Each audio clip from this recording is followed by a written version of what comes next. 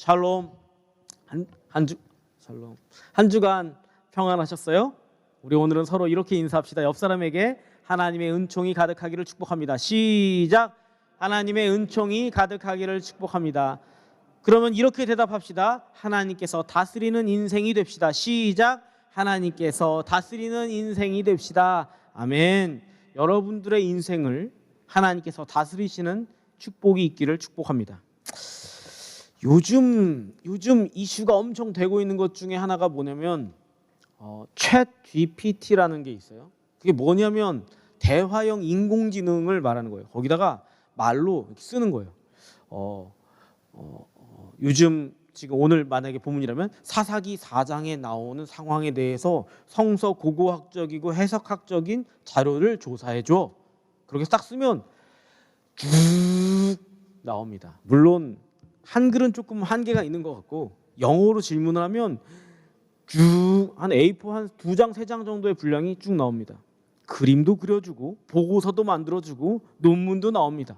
작곡도 해주고요. 심지어 데이터, 엑셀 자료 같은 걸 딱 넣어놓으면 엑셀 자료에서 분석해서 이 엑셀 자료에서 뭐만 찾아서 따로 만들어줘. 그러면 또 따로 만들어서 짠 하고 만들어주기도 합니다. 이게 지금 챗 GTP 3라고 하는데 4단계까지 높아지면 이보다 더 엄청난 데이터를 동시에 종합하고 비교해서 이런 질문에 대답할 수 있게 된답니다. 야, 제가 그걸 이렇게 한번 해보면서 제 핸드폰에 이제 해가지고 해봤는데 어마어마하더라고요. 인공지능이 소설을 쓰고 그림을 그리는데 사람 그린 것보다 더 멋있고 잘 그리고 보고서며 논문이며 음악도 작곡을 한답니다.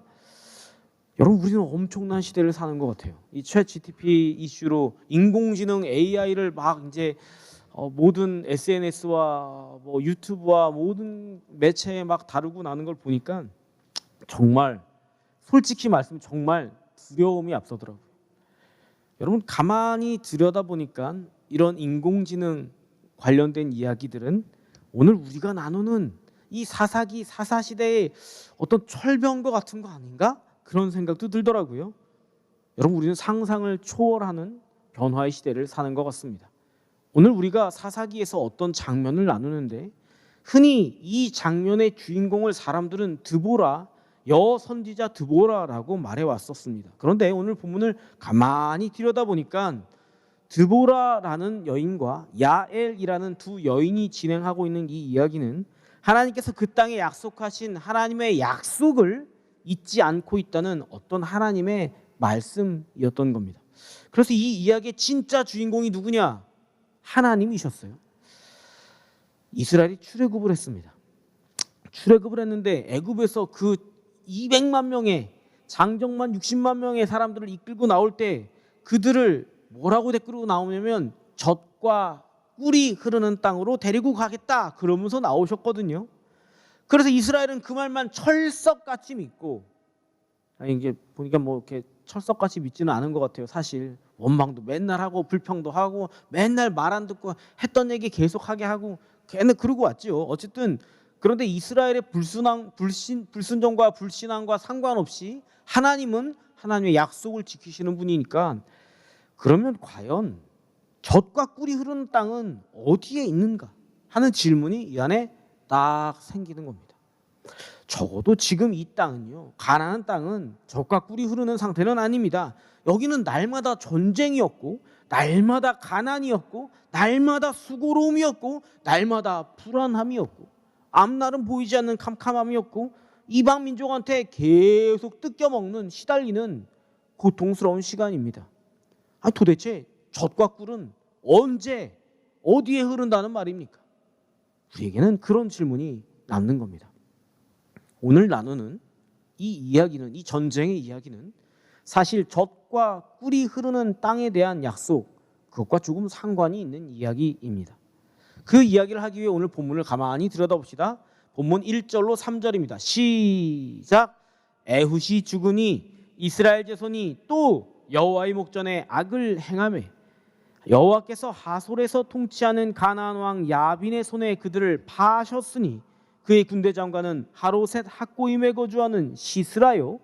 야빈 왕은 철병거 900대가 있어 20년 동안 이스라엘 자손을 심히 학대했으므로 이스라엘 자손이 여호와께 부르짖었더라. 아멘. 또 이스라엘 자손은 또 여호와의 목전에 또 악을 행합니다. 또 그럽니다. 이 정도면 이렇게 자꾸 또 하면 이게 말귀를 못 알아듣는 짐승인가? 언어를 모르나? 말을 모르나? 이런 생각이 듭니다. 몇 번을 똑같은 일을 반복하나? 답답한 마음이 듭니다. 하나님은 우리를, 인간을 보시면서 날마다 불신앙을 반복하고 날마다 죄를 반복하고 날마다 어리석은 선택을 반복하고 있는 우리를 보고 계시는 겁니다. 우리는 거기서 또를 반복하면서 소중해야 하고 아름다워야 하고 풍요로워야 하고 적과 꿀이 흘러야 하는 우리 인생을 또 무한히 반복하는 잘못으로 그냥 보내는 겁니다. 그게 하나님은 안타까우신 겁니다. 그리고 그런 우리 인생들을 가만히 앉아서 돌아보고 기도하고 묵상해 보면, 야, 임성호야, 너 자꾸 그런 잘못 계속 할래? 너 했던 얘기 또 하게 할래? 너 이 잘못을 몇 번을 반복하는 거야. 답답합니다. 우리 자신의 인생을 봐도 이게 사람인지 짐승인지 이게 얼마나 무지한지를 구분이 가지 않는 겁니다. 출애굽에서 나온 이스라엘이 지금 그걸 돌아보면서 자기 역사를 기록하면서 하는 말이 또 그랬다는 겁니다. 왜 우리는 또 그러는 걸까? 아이들한테 화를 내지 않고 자비로움으로 대해야 되겠다고 마음먹은 지 2시간 만에 또 이 안에서 울분이 솟구쳐 오릅니다. 우와, 저 밑에서부터 울분이 솟구쳐 올라서 바라락 하고 나면 돌아서서 또 주님 제가 잘못했군요. 그게 우리의 인생입니다. 하나님만을 의지하겠다고 했는데 문제가 생기면 또 우리는 우리 인생의 문제에 대해서 잔머리가 비상하게 돌아갑니다. 또 내가 앞섭니다. 하나님보다 내 꾀가 앞서는 것. 하나님을 믿으니 내 인생에 대해서 불안해하지 않기로 다짐했는데 1시간도 안 지나서 어떤 일이 짠 생기면, 야, 무슨 일이 생겼대. 여기가 두근반 세근반 암담합니다. 불안합니다. 또 우리는 하나님은 온데간데 없어졌습니다. 사사기는 바로 우리들의 이야기입니다. 우리들의 자화상입니다. 그래서 그런 인생이 또 어디론가 팔려갑니다. 가나안 왕 야빈, 그리고 그의 군대 장관이었던 왕이 전적으로 의지했다던 시스라, 힘과 무력의 상징 명장 시스라, 그에게 철병거가 900대나 있었답니다. 여러분, 철병거라는 것은 어떤 고대 세계에서는 무적의 군사 체계입니다. 그냥 새로운 무기 이런 게 아니에요. 이렇게 생겼습니다. 짠. 감사합니다, 방송실.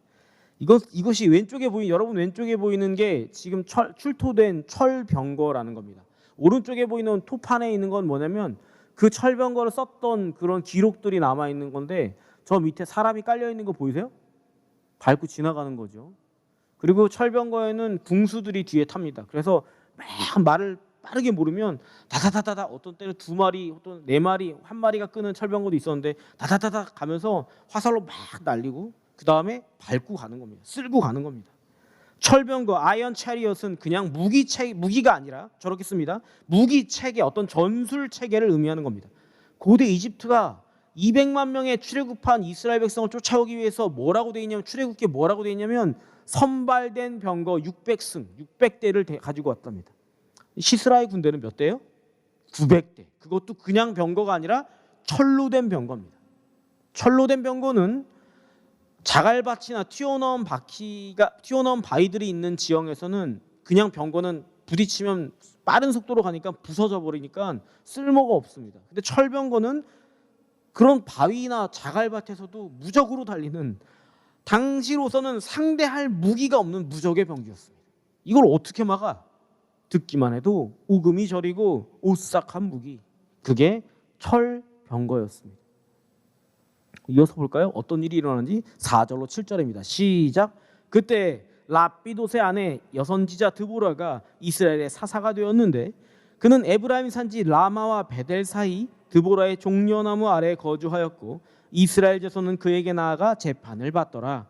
드보라가 사람을 보내어 아비노함의 아들 바락을 납달리 게데스에서 불러다가 그에게 이르되 이스라엘의 하나님 여호와께서 이같이 명령하지 아니하셨느냐? 너는 납달리 자손과 스불론 자손 10,000명을 거느리고 다볼 산으로 가라. 내가 야빈의 군대 장관 시스라와 그의 병거들과 그의 무리를 기손강으로 이끌어 네게 이르게 하고 그를 네 손에 넘겨주리라 하셨느니라. 아멘. 그런 시대에 철병거가 가나안 땅을 딱 장악하고 있던 시대에 어떤 여인이 선지자가 되었습니다. 근데 여인 선지자는 그냥 된 게 아니라 하나님의 땅을 다스리는, 민족을 다스리는 사사도 됩니다.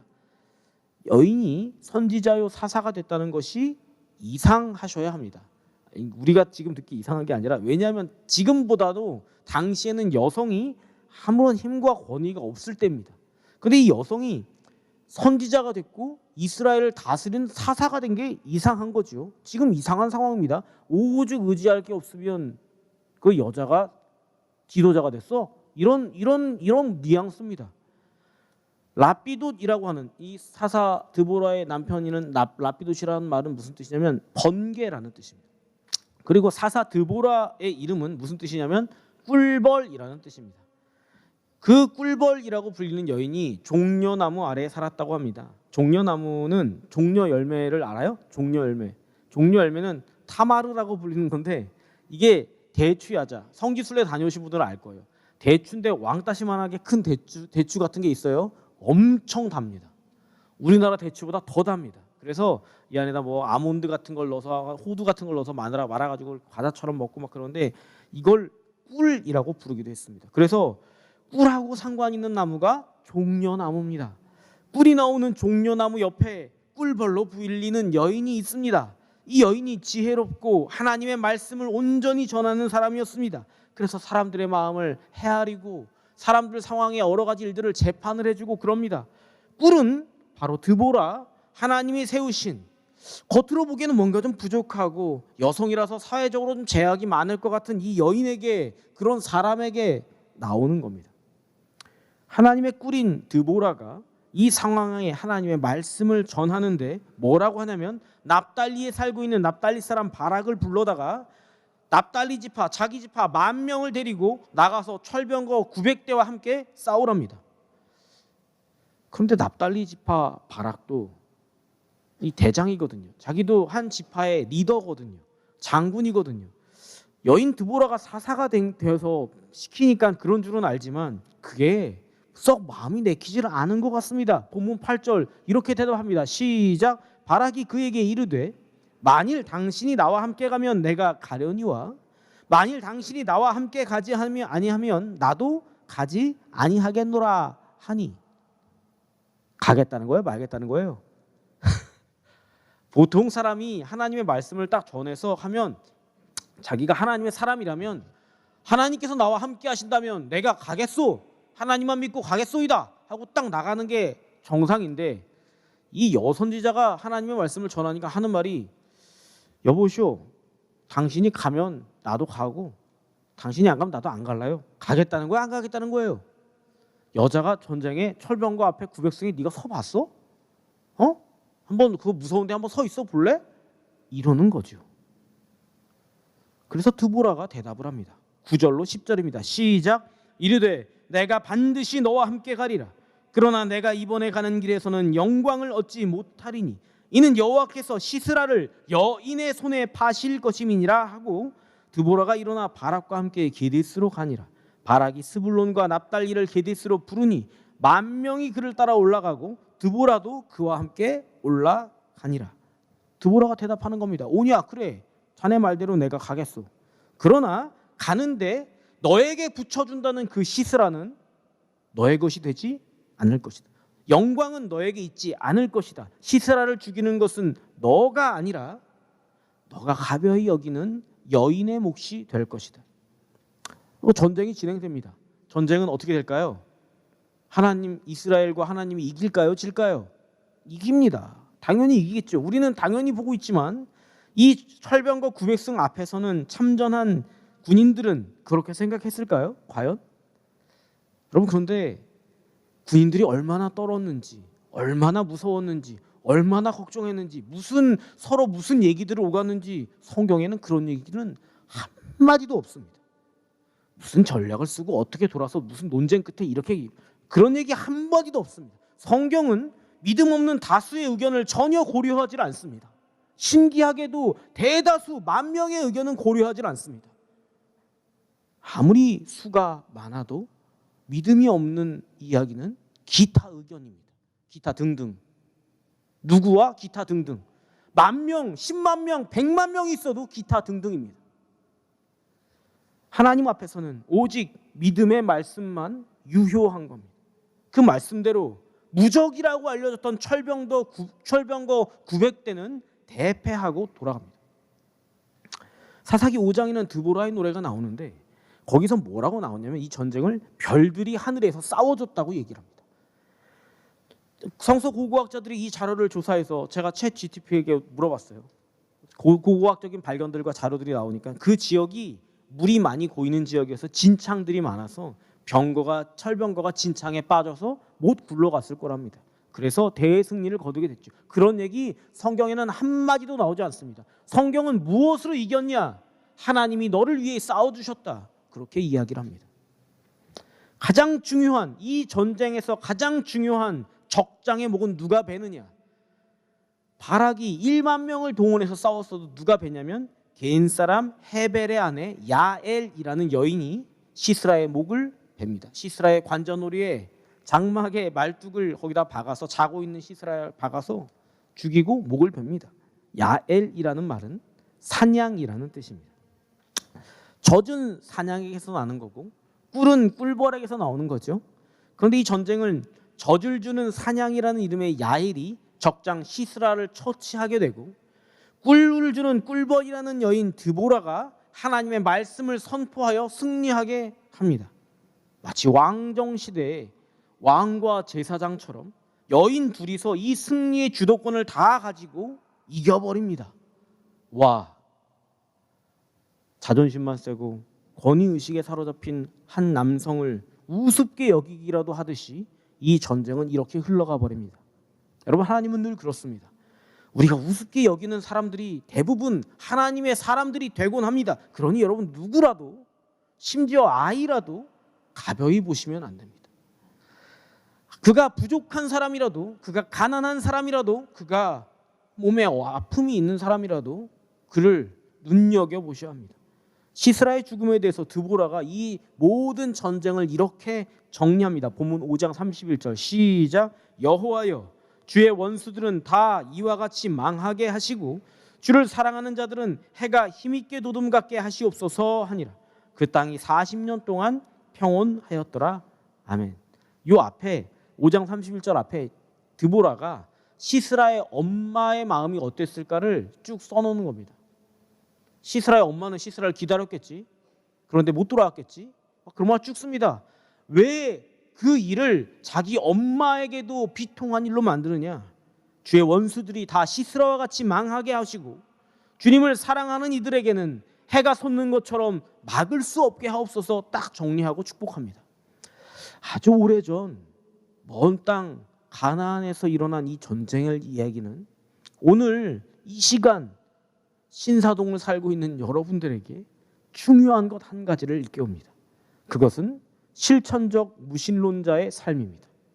악한 사람들은 악한 시스라가 있겠고 하나님을 의지하여 승리한 사람도 있지만 그 사이에 언급조차 하지 않는, 하나님을 믿는 것 같아서 10,000명이나 동원해서 왔는데 언급조차 하지 않는, 믿음은 있는 것 같아 보이는데 실제로는 믿지 않고 있는 실천적 무신론자.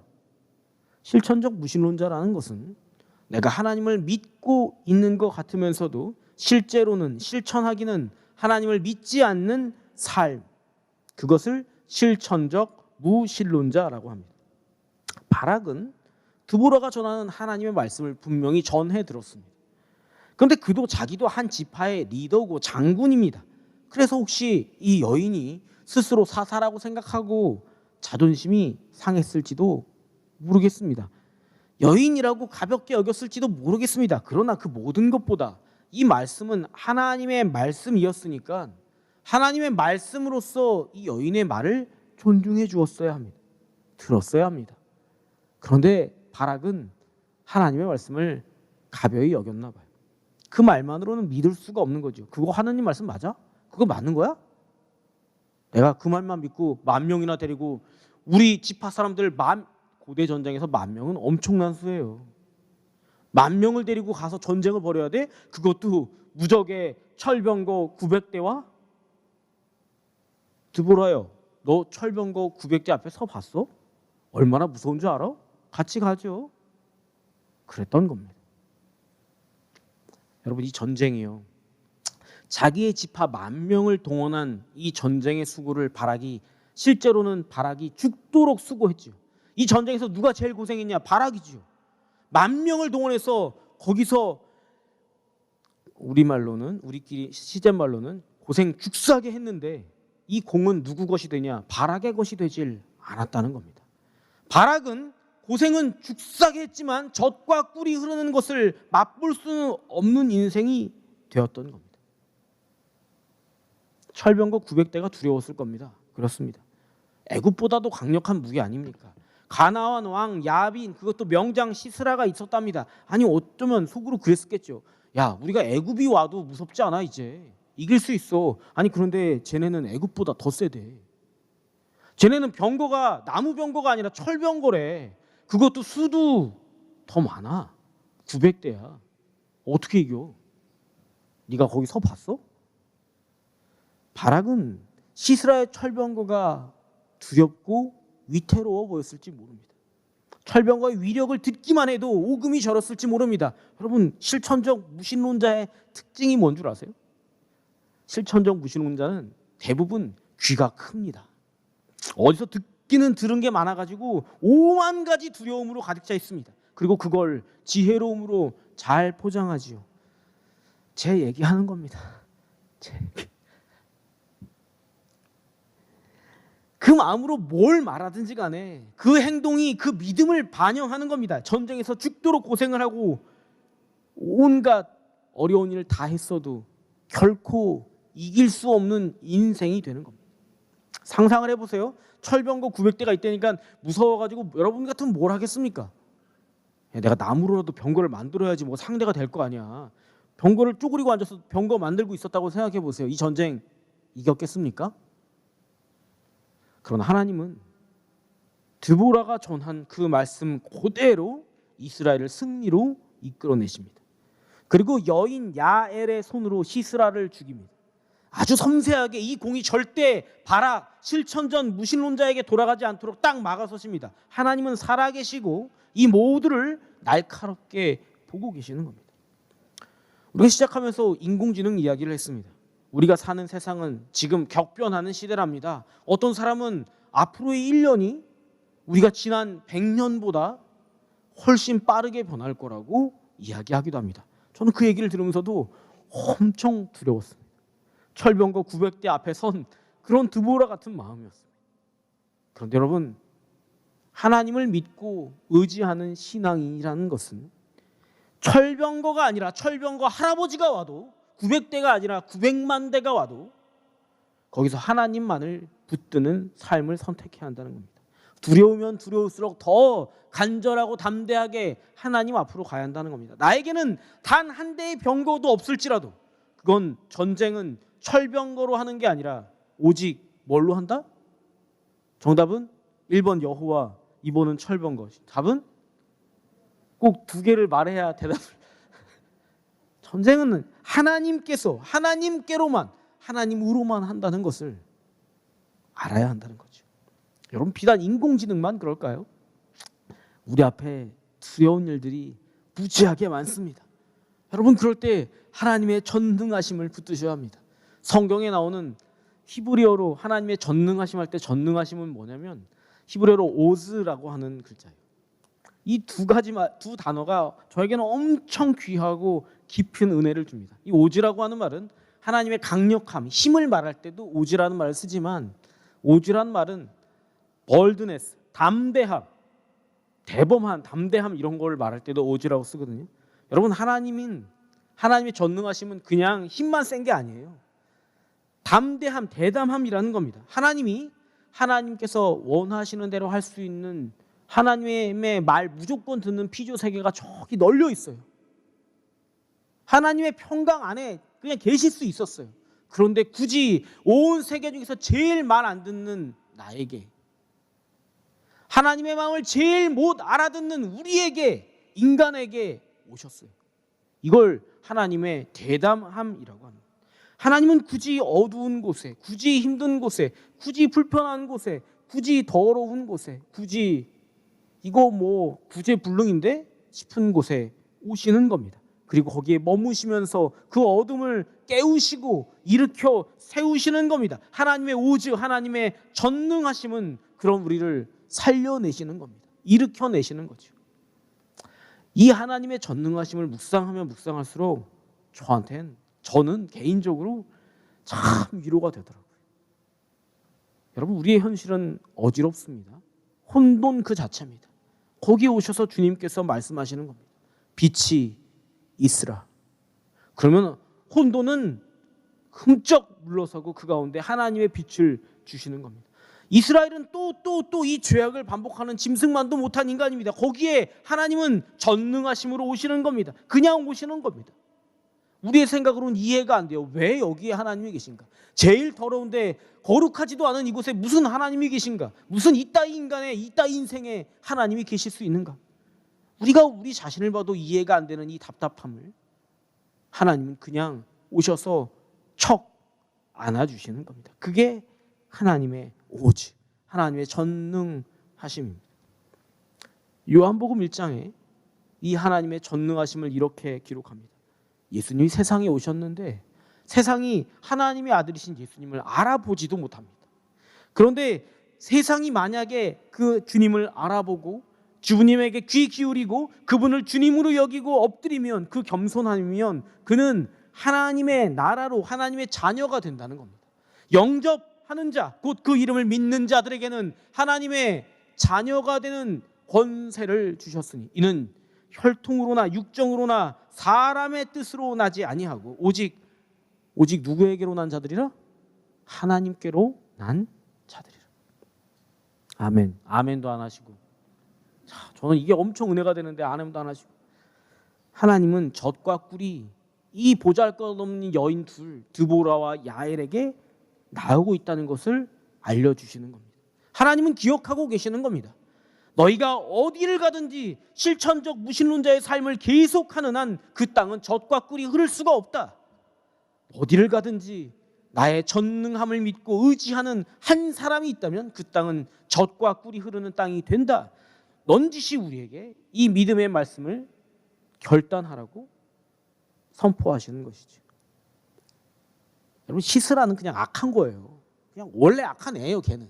그런데 거기서 10,000명이나 내 사람을 데리고 가서 거기서 진흙탕에 뒹굴고 참전하고 피를 흘리고 고군분투하고 화살에 맞고 다리 절름거리고 두드려 맞고 멍들고 상하고 그 전쟁을 다 치렀는데 정작 그렇게 고생한 사람이 돌아가는 게 아무것도 없어. 뭐 노략질로 칼자루 몇 개 주워들고 남의 갑옷 주워들고 그리고 터덜터덜 돌아오는 거예요. 사랑하는 은혜들 서북교회 성도 여러분, 여러분의 인생이 이런 발악의 삶과 같아서야 되겠습니까? 우리의 인생의 큰 싸움들, 이 전쟁들을 치르면서 고작 노량물 몇 쪼가리 들고 그렇게 돌아가야 할 겁니까? 우리의 인생이 도대체 언제 젖과 꿀이 흐르는 땅이 되게 하실 겁니까? 주님의 약속하신 땅에 들어가셔야 되는 거 아닙니까? 말들은 청산유수지요. 주님이 나의 왕입니다. 찬양하면서 그런데 정작 중요한 순간이 되면 주님, 저 귀퉁이에 가 계세요. 일단 가 계세요. 나 지금 중요한 순간이거든요. 내 시시콜콜 내 인생에 간섭하지 마세요. 여기서까지 주님 말씀으로 살라고 하지는 마세요. 내 지금 인생이 중요한 일하고 있으니까 저쪽 구석에 계십시오. 전 좀 바빠요. 실천적 무신론자.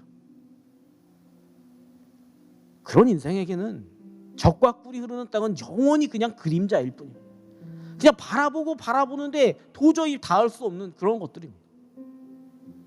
여러분들이 젊은 시절에, 어린 시절에 여러분들이 헌신했던, 뜨겁게 불타올랐던 그 기도들 기억해내십시오. 주님 앞에 헌신하며 결단하며 내가 주님 말씀이라면 그 어디든 그 무엇이든 어떤 모습으로든 내가 내 인생 주님께 드리겠노라고 그 결단했던 마음들 다시 회복하셔야 됩니다. 실천적 무신론자의 삶을 벗어내셔야 합니다. 우리 인생의 중심에, 인생의 왕좌에 예수님을 모셔야 하는 겁니다. 사랑하는 은혜들 서부교회 성도 여러분, 여러분들의 인생이 젖과 꿀이 흐르는 삶으로 세워질 수 있기를 축복합니다.